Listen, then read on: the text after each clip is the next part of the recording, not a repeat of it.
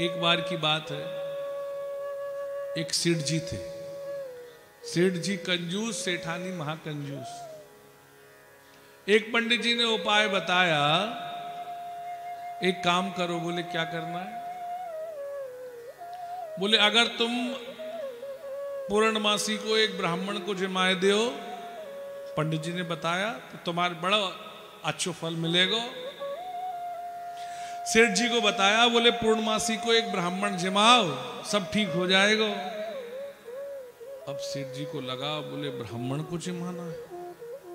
सेठानी जी ने कही, सेठानी से जाकर कही, सुनो। बोले क्या? बोले पंडित जी ने उपाय बताया है, पूर्णिमा को एक ब्राह्मण जिमाना है।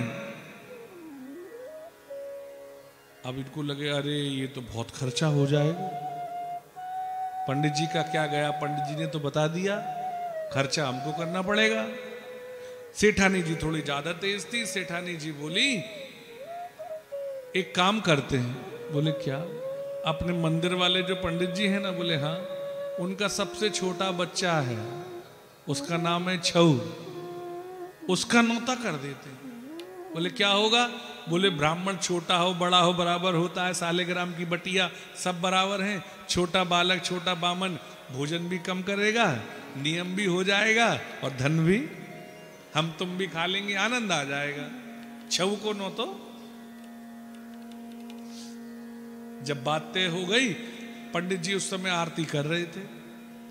आरती करते करते सेठ जी जाकर जल्दी जल्दी में बोले, सुनो पंडित जी, बोले कल छऊ का नौता है, भेज देना। सेठ जी तो चले गए। पंडित जी घर पर आकर बोले गजब हो गया। बोले क्या? बोले सेठ जी ने 6 बालक का नौता करा है, पहली बार 6 चले जाना। पंडित जी के 6 बालक थे। सुनने में थोड़ा सा, उन्होंने बोला छऊ का नौता, इनने सोचा छऊओं का नौता है। अब तो साहब 6 के 6 तैयार होकर आ गए। बोले पंडित जी, बोले क्या पिताजी ने कहा था? बोले हमारा नौता है। अब सेठा जी ने अब क्या करें, अब घर के दरवाजे पर आ गए, कौन मना करे। 6 के 6 को बिठाया, कैसे भी करके थोड़ा बहुत कम ज्यादा करके साग बना बनू के 6 का नौता कर दिया। सेठ जी तो शर्म के मारे कुछ नहीं बोले, पर सेठानी जी से नहीं रहा गया। सेठानी जी नहीं रहा गया। बोले एक बात बताओ। बोले क्या? बोले छऊ को नौता किया, 6 आ गए, लज्जा नहीं आई? बोले छोटे से का नौता किया था, 6 के 6 आ गए, तुम्हें लज्जा नहीं आई? बोले छऊ को बुलाओ, 6 आ गए, लज्जा नहीं आई? 6 भाई बोले उसका टिफिन पैक कर देना, बहन जी घर पर ही है। वो ही स्वभाव, पहले तो बुलाया और फिर कहते हैं क्यों आई, क्या बात हो गई? अच्छा, मुझे लगता है इस चंद्रमा को देखने आई हो, चंद्रमा देख लिया हो। अच्छा, कोई कष्ट आ गया क्या? हम लोग भगवान के मंदिर कब जाना है? वैसे दूरी बहुत लगती है, पर कोई कष्ट आ जाए तो मंदिर तुरंत पहुंच जाते। भगवान वही बात कह रहे हैं कि तुम जब परीक्षा लेते हो मेरी, हम भी तो भगवान की पल पल परीक्षा लेते हैं। कैसे परीक्षा लेते हैं? बोले किसी पंडित जी ने बताया 8 मंगलवार को उपाय करना है। 8 मंगलवार। बोले किसका? बोले हनुमान जी महाराज का। नहीं हुआ? बोले कोई प्रभाव नहीं हुआ। तो बोले 11 दिन माता रानी के। हम देखो क्या करते हैं, मंगलवार को चोला चढ़ाते हैं। मंगलवार को भैया खेड़ापति जानते हैं आप सब लोग, मंगलवार को हनुमान जी महाराज में खूब भीड़ लगती है। पर आप सब लोगों से मैं पूछता हूं, जितने भी लोग सुन रहे हैं, क्या बुधवार को हनुमान जी को भूख नहीं लगती? क्या बुधवार को चोले की आवश्यकता नहीं है? सीधे मंगल टू मंगल, बुधवार को गणेश जी, ऐसे बांट दिया है भगवान को।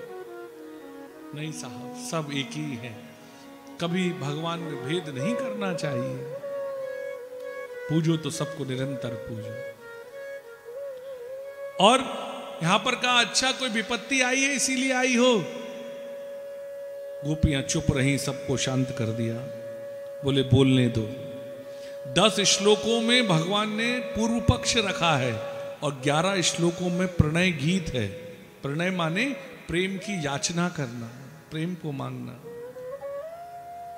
अच्छा, मातरम पितरः पुत्रा भ्रातरम पतियश्च या। अरे लौट जाओ, तुम्हारे माता पिता सब चिंता करते होंगे, इतनी रात को आना ठीक नहीं है, जाओ लौट जाओ लौट जाओ लौट जाओ। अब तो और कष्ट होता, पर शांत रही, कुछ बोली नहीं, कुछ भी नहीं बोली। और अब तो ज्ञान कराने लगे।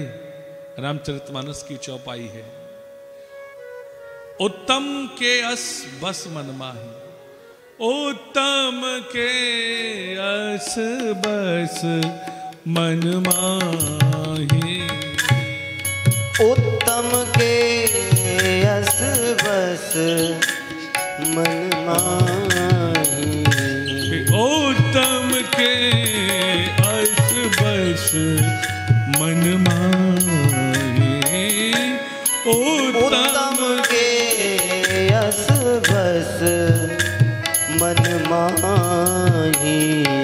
सपने हुआन पुरुष जग नाही, सपने हुआन पुरुष जग माही, उत्तम के अस बस मन माही, उत्तम के मन बस मन माही।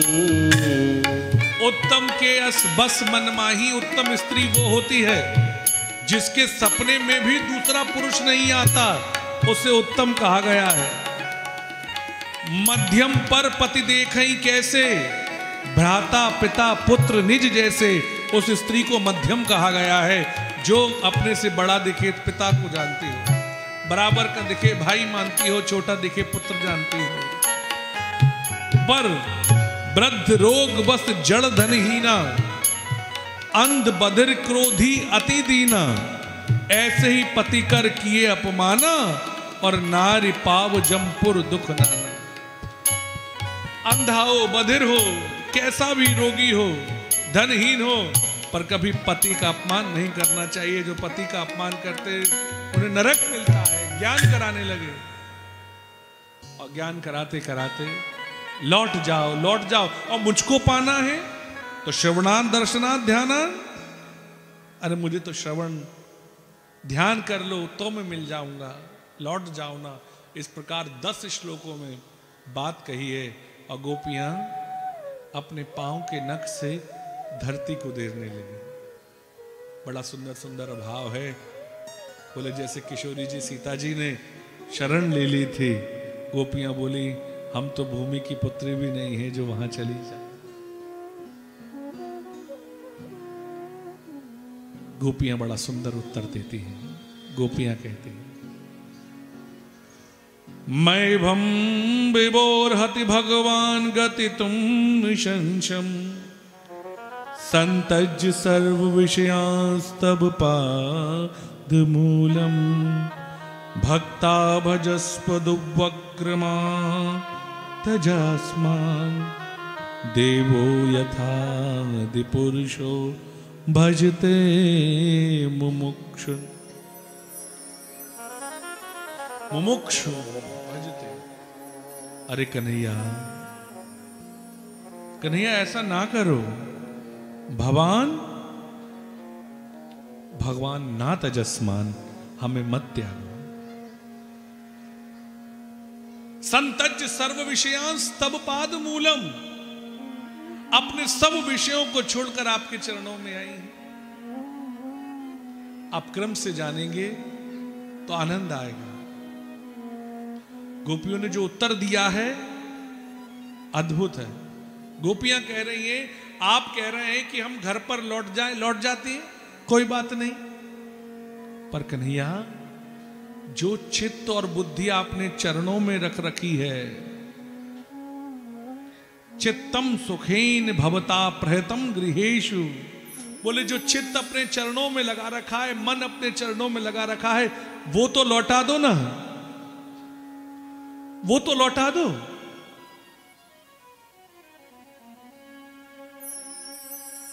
क्योंकि बिना चित्त के घर पर जाके करेंगी क्या, बिना मन के घर पे जाके करेंगी क्या। और सुनो कन्हैया, अगर मन, चित्त और बुद्धि को तुमने लौटा दिया तो ध्यान रखना, तुमने गीता में याद कराया है कि जो मुझे पा लेता है उसे कहीं जाना नहीं पड़ता। जो एक बार मुझे पा लेता है उसे कहीं नहीं जाना। यत गत्वा न निवर्तन्ते तद धामम परमम मम। कन्हैया आज आपका धाम पा लिया है, आपको पा लिया है, अब लौट गए तो हमने नहीं, अपनी ही तो लाज की बात करो। अच्छा कन्हैया, आपने कहा कि लौट जाओ और अपने पतियों की सेवा करो। पहले एक बात बताइए, अगर हम घर लौट जाएंगे तो क्या होगा? बोले घर लौट जाओगे तो अपने परिवार की सेवा करोगे तो तुमको पुण्य मिलेगा, पाप मिट जाएंगे। अच्छा, घर जाएंगे तो पुण्य मिलेगा। अच्छा, पुण्यों से क्या होगा? जब पुण्य अर्जित हो जाएंगे तो स्वर्ग मिलेगा। अच्छा, स्वर्ग से क्या होगा? बोले स्वर्गों में भी पुण्य अर्जित हुए, तब किया तो बैकुंठ मिलेगा। अच्छा, बैकुंठ मिलेगा, फिर बोले बैकुंठ में हम मिलेंगे। अच्छा, पहले परिवार में जाएं, फिर पुण्यों को अर्जित करें, फिर स्वर्ग जाएं, फिर बैकुंठ जाएं, फिर तुम मिलोगे। तो कन्हैया, तुम अभी मिल रहे हो तो इतनी लंबी यात्रा क्यों करा रहे हो? आखिर सबका फल जब आप हैं, आप साथ हैं, तो अब क्या बाकी रह गया?